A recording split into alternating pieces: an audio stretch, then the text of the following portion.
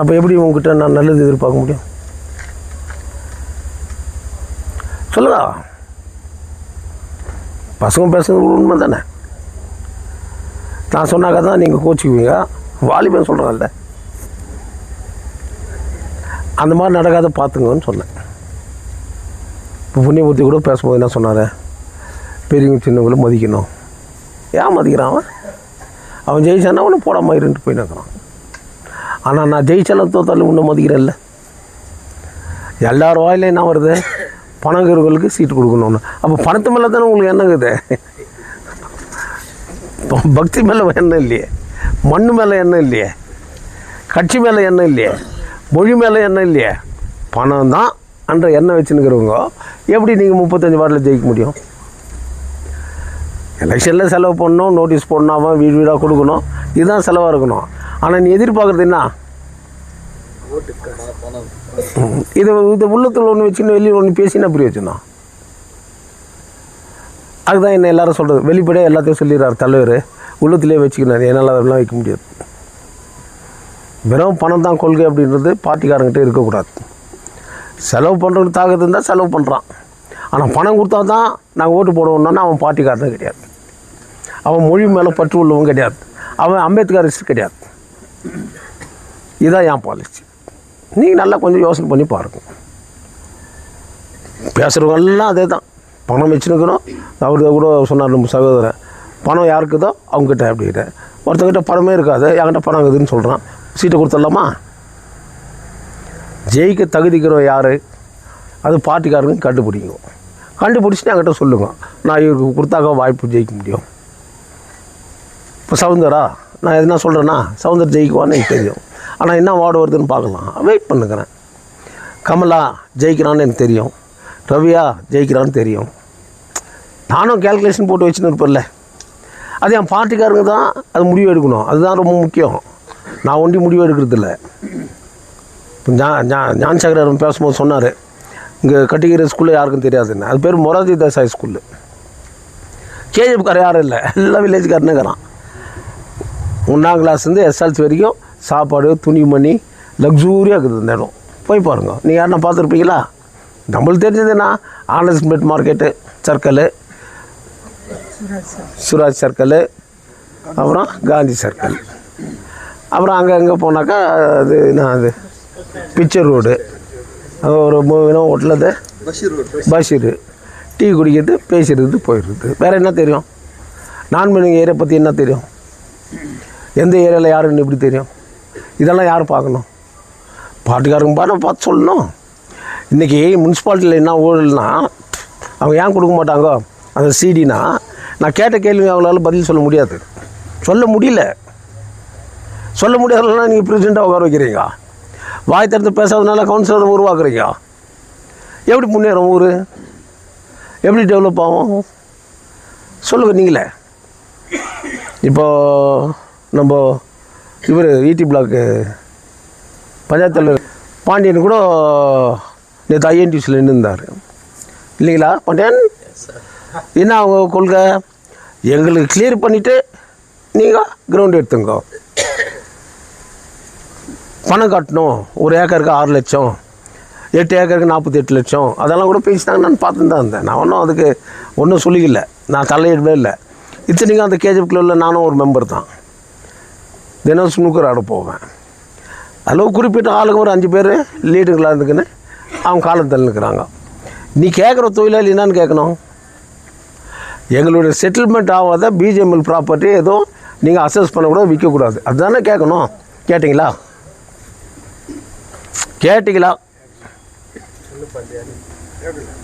கேட்கல யாரும். இப்போது கேஜிஎஃப் கிளப்னு ஒன்று இருக்குது.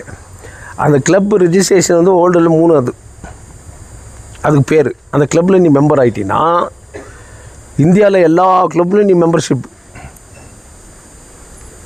சவுத்து மட்டும் இல்லை, நார்த்தில் கூட, ஊட்டியில் கூட அந்த கிளப்பினுடைய மெம்பர்ஷிப் அது. அவங்க எவ்வளோ வாங்குகிறாங்க, எவ்வளோ செலவு பண்ணிக்கிறாங்க, யாருன்னா கேட்டிங்களா? கேட்கல. பட் ஏதோ ஒரு கிளப்பு நடத்தினுக்கிறாங்கல்ல. அந்த இடத்துல போய்ட்டு அம்பேத்கர் பவன் கட்டுறதுக்கு நாங்கள் யாரும் அப்ஜெக்ஷன் இல்லை. அம்பேத்கர் பவன், அம்பேத்கருக்காக உயிரே கொடுக்குறோம். டேய், அம்பேத்கர் பவன் கட்டணுன்னாக்கா அம்பேத்கர் பேரில் நீ எங்கன்னா கடை வச்சுக்கலாமா? ஆனால் ஓட்டை கொண்டு போய் எவனுக்கோ போடுவான். ஆனால் இவன் பொழப்புக்கு அம்பேத்கரும் ஒன்றுன்றான். அம்பேத்கரை போட்டால் யாரும் ஒன்றும் செய்ய மாட்டாங்க. அப்படியெல்லாம் கிடையாது. சட்டத்துக்கு புறம்பாடு யார் எது செய்தாலும் தடுக்கப்படும். இதெல்லாம் வந்து தொழிலாளி முதல் யோசிக்கணும். எல்லா தொழிலாளியும் போயிட்டாங்கோ, நான் சங்கங்கள் எதுவும் இல்லை, குறிப்பிட்டு நாங்கள் தாங்கிறோன்னு கூட பேசுனாங்க ஐஎன்டிசியில். இல்லைங்களா பட்டேல்? நீங்கள் கூட தானே இருந்தீங்க, நீங்கள் கூட தொழிலாளி தானே. அப்போ நீங்கள் ஏன் பேசிக்கலாமே. எங்களுக்கு கூட தான் டாக்டர் அம்பேத்கர் இன்னும் கூட லெட்டர் வந்துருந்தாங்குது. யார் கோர்ட்டுக்கு போய்க்கிறீங்களா மூவ் பண்ணு, யார் ஒன்று வானான்னு சொன்னால் நான் உனக்கு எதிரே வரலையே. நான் நினச்சேன்னாங்க அந்த கிரவுண்டில் நீங்கள் இப்போ ஒரு கல் வைக்க முடியாது. கால்ஃப் கிரவுண்டில் கல் வைக்க முடியாது. பேசுங்க மக்கள், நீங்கள் அது ரூல்ஸ் அண்ட் ரெகுலேஷன் என்னான்னு எனக்கு தெரியும். சென்ட்ரல் கவர்மெண்ட் உனக்கு கிளியர் பண்ணி கொடுத்துட்டானா? பிஜிஎம்எல் அத்தாரிட்டி உனக்கு இத்தனை ஏக்கர் இவ்வளோ அமௌண்ட் கட்டுன்னு கொடுத்துக்கிறானா? தொழிலாளி வீட்டுக்கு கேட்டுக்கிறான், இவ்வளோ பணம் கட்டு, பாதியாவது கட்டு கேட்குறான். இல்லை அந்த மாதிரி ஏதாவது கட்டிக்கிறாங்களா? இல்லை. நீங்கள் தேர்ந்தெடுத்த ஆள் 400 அகமாக முடிச்சுங்க. என்னை யாரும் ஒன்றும் பண்ண முடியாது, எனக்கு எதிரி இல்லைன்னு நினைக்கிறவங்க. என் பார்ட்டிக்காரன் அமைதியாகிறதுனால தான் நான் அமைதியாக்கிறேன். புரியுதுங்களா இப்போது? அதனால் இன்றைக்கி நவரத்னா ஸ்கீம்னு ஒன்று இருக்குது, தெரியுமா? அதை பற்றி உங்களுக்கு என்னென்னு தெரியுமா? உங்களுக்கு யாருக்குன்னா தெரியுமா?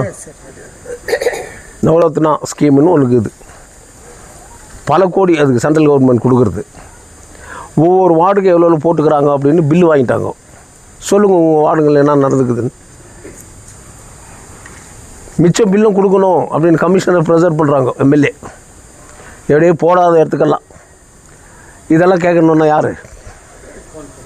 கவுன்சிலர் கேட்கணும். கேட்குறாங்களா? நீ தான் ஜெயிச்சோன்னு வேலைக்கு போகிறிய. இந்திய குடியரசில் ஜெயிக்கிறான், வேலைக்கு போகிறான். எத்தனை பேர் வேலைக்கு போனால் பார்த்தா இல்லை? இந்த மாதிரி வியாபாரத்துக்கு பிறந்த விபச்சாரிக்கு பிறந்தவனுங்கன்னு தான் சொல்லணும். இவனுங்கள நல்லவனு பிறந்தனா இருப்பானுங்க இவனுங்க. இதெல்லாம் பப்ளிக் மீட்டிங்கில் நிறைய பேச வேண்டியது இருக்குது. குளிர்காலம் கொஞ்சம் முடிட்டோம், அன்றைக்கி நான் பேசுகிறேன். இந்த ஸ்கீமில் இருக்கிற ஃபண்டெல்லாம் என்ன ஆச்சு? வீட்டுக்கு ஒரு டாய்லெட் கட்டணும். இவங்க பேசுறதுன்னா தொழிலாளி பிள்ளைங்க மைனிங்கில் இருக்கிறவங்கலாம் வெளியில் போயின்னுக்குறாங்க டாய்லெட்டுக்குன்னு. டேய், டாய்லெட் கட்டிக்க காசு கொடுத்தது என்ன ஆச்சுன்னு ஒன்றா கேட்டிங்களா? புரட்சி பண்ணிங்களா? போராட்டம் பண்ணிங்களா? இப்போ நான் பண்ணுறேன்னு வச்சுக்கோ, 11 மணிக்கு வாங்கினா 12 மணி வரைக்கும் நீங்கள் வரமாட்டீங்க, நான் காத்து நிற்கணும். வெறுப்பாயிடுது இல்லை? இப்போ கூட நம்ம குமார் அவங்க தம்பி இறந்து போயிட்டு இருந்தார். நாங்கள் கார்டு கொண்டாந்து கொடுத்தாங்க. சரி லேட் ஆகிடுமே, போய் மாலை போட்டு வந்தேன். இப்போ கதிர் அவங்க ஒய்ஃபுக்கு போனோம். 1:30க்கு டைமிங் எப்படி ஃபிக்ஸ் பண்ணுறாங்க? சாவு இருக்குதா ஊரில் இருக்கிறதுனா வரேன். எந்த சாவுக்கு எந்த காரியத்துக்கு எம்எல்ஏ வந்துக்கிறாங்க சொல்லுங்க? காங்கிரஸ்காரு பார்ட்டிக்கே வந்துக்கிறாங்களா? போய்ட்டு அப்படியே போட்டவங்களுக்கு நீங்கள் ஓட்டு போட்டிங்களே அற்ப காசுக்கு. பணம் என்பது தான் மதிப்பு, அதில் இருங்க பந்தம் பாசம். பேசுகிறவங்க எல்லாரும் அதுதான் சொல்கிறாங்க. என்ன சொல்கிறார்? காசு இருக்கணும், அவங்களுக்கு சீட்டு கொடுக்கணும்.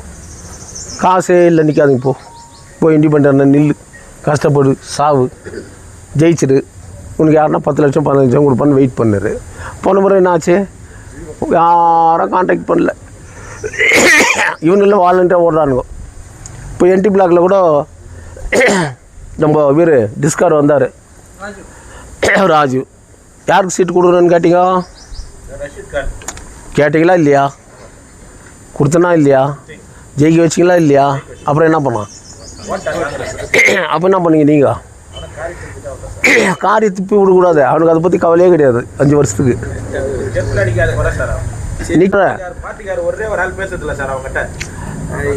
எனக்கு அதான் அது முக்கியம் இல்லை. பேசுகிறானா பேசுகிறான்னு முக்கியம் இல்லை. கைட்டின்னு அடிக்கணும், அந்த பையன் இருக்கணும்.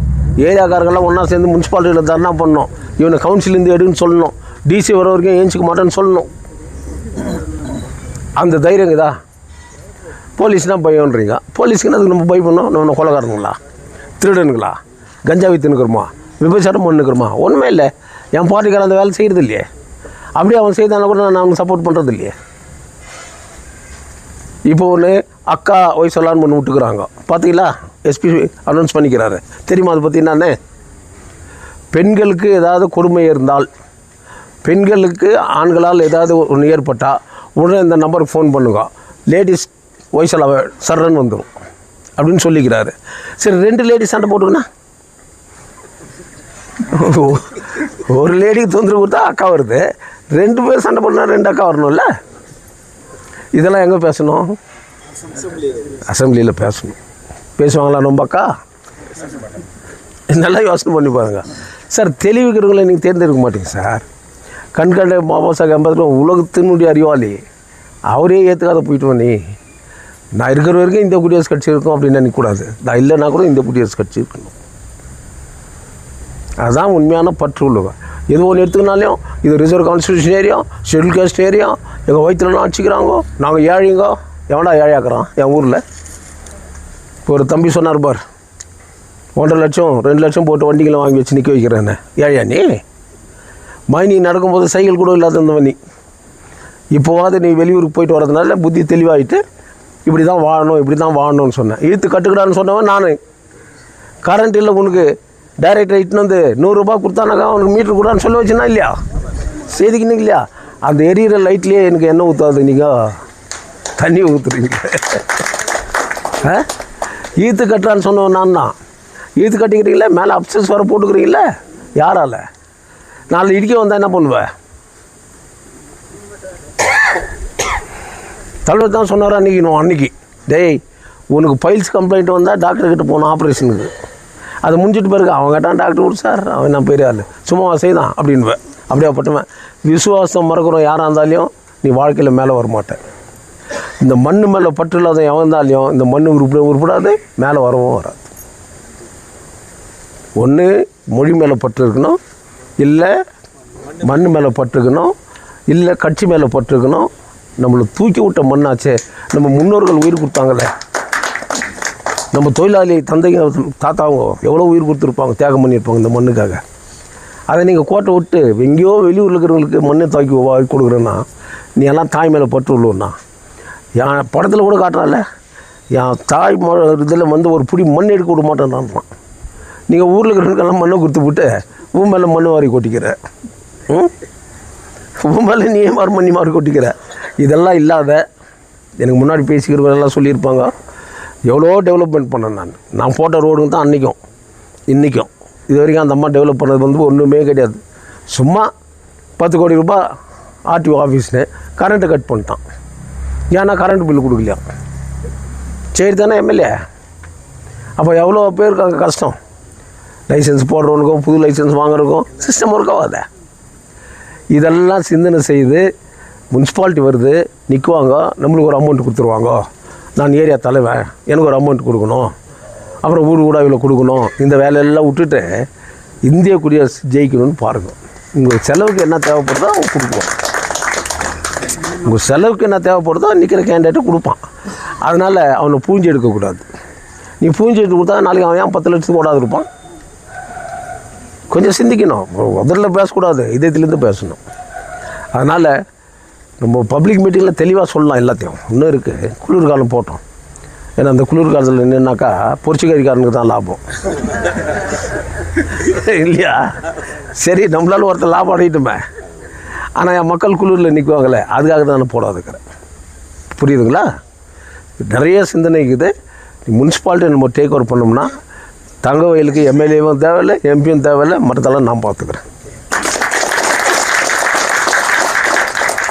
நீங்கள் வேறு ஏதாவது